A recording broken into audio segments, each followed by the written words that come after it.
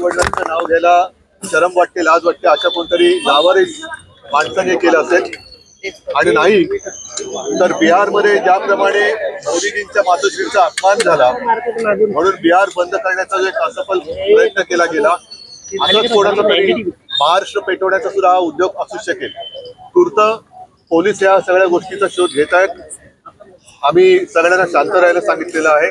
बघूया पुढे काय। सर सीसीटीव्ही आहेत मात्र ते देखील वेगळ्या दिशेने आहेत म्हणून आता पोलीस बोलतात की आम्ही शोधून काढू, बघू। पण मी पुन्हा सांगतो की दोनच वृत्ती किंवा दोनच प्रकारच्या व्यक्ती याच्यात असू शकतात की ज्यांना स्वतःच्या आई वडिलांचं नाव घ्यायला लाज लज्जा शरम वाटते, अशा कोणतरी बेवारस लावारिस व्यक्तीने केलं असेल, किंवा बिहारमध्ये ज्याप्रमाणे मोदीजींच्या मातोश्रींचा अपमान केला त्या ते निमित्त करून बिहार बंद करण्याचा जसा असफल प्रयत्न झाला तसा कदाचित महाराष्ट्र पेटवण्याचा आजचा प्रयत्न कोणाचा तरी असू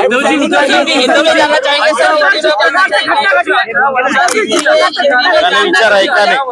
असा प्रकार घडला होता, 18 वर्षापूर्वी हा प्रकार घडला होता, तर पुन्हा एकदा हा प्रकार घडलेला आहे। त्यावेळेसही शिवसैनिकांच्या भावना तीव्र होत्या, भावना त्याही वेळेला तीव्र होत्या, आजही तीव्र आहेत। पण आम्ही सगळ्यांना शांत राहायला सांगितलं, कारण परत सांगतो की दोन प्रकारच्या व्यक्ती याच्यामध्ये असू शकतात।